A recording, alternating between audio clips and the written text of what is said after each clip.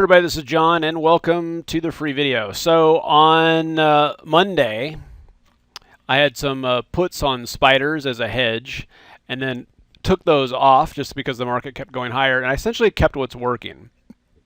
And the goal with this, and in looking at this, because the habit is easy, is that for people to look at their portfolio and say, okay, this one's up 100, this one's up 200, and this one's down 1,000.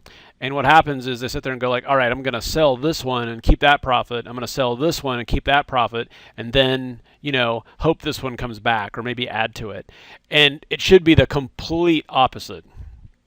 And yesterday when I'm looking at my portfolio, I could see whatever it was. Let's say like, okay, CUDA's up 100, Cyber is up 100, and spiders are down 400, whatever it was. And the habit that you want to get into here is say, what's working and what's not. This is not working, right? So let's cut it off and keep what's working. And now the stuff that's working had huge days today. And the goal here is to let it run, okay? Let it run. So anyway, that's just, again, and I've heard that a lot where, people have gotten into this habit of cutting winners short because they don't want them to turn into losers, but letting losers run. And we all know that that's not that's one of the rules not to do, but unconsciously, that's what the human brain does. So you just want to be aware of it. So next time you're looking at your portfolio and you're thinking like, all right, I'm going to cut these loose, make sure it's the ones that are losing the most money.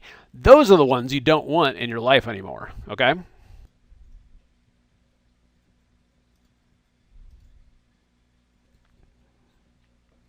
Okay, so another question I'm getting a lot right now is from people that actually own Facebook. So people that bought Facebook and own it, and they're asking like, hey, the earnings are coming out. I own the stock. I'm not planning on selling the stock, but the implied volatility is popping up here.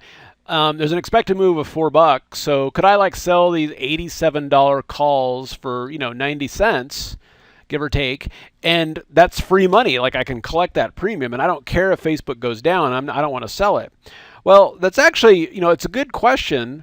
But the real question is what are you going to do if Facebook, takes off and goes to 90? I mean, are you willing to have those calls, those $87 calls you sold at 92 cents? I mean, are you willing to be forced back to buy them at $2? Well, and that's just kind of the math that you want to look at. I mean, if you think about it, if the stock, goes up $6, say you have 1,000 shares and the stock goes up $6 and you just made $6,000, and then you sold 10 of these at, let's just call it $1 to make the math easier, and then had to buy them back at $2.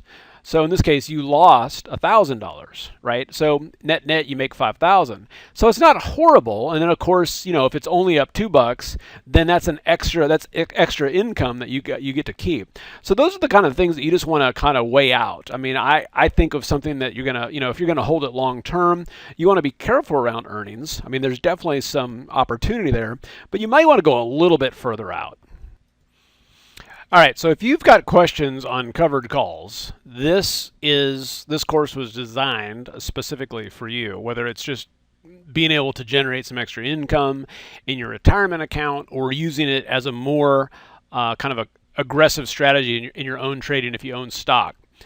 And Don is the guy to learn from, okay? So Don Kaufman, simplerstocks.com/covered calls, and this is going to be Wednesday, April 22nd, 8 o'clock East Coast time, which of course is 7 p.m. Central. So he's going to be talking about powerful strategies on how to use covered calls so you can create a consistent return in your portfolio. Okay, this is an ideal for retirement accounts, but it could be your trading account too.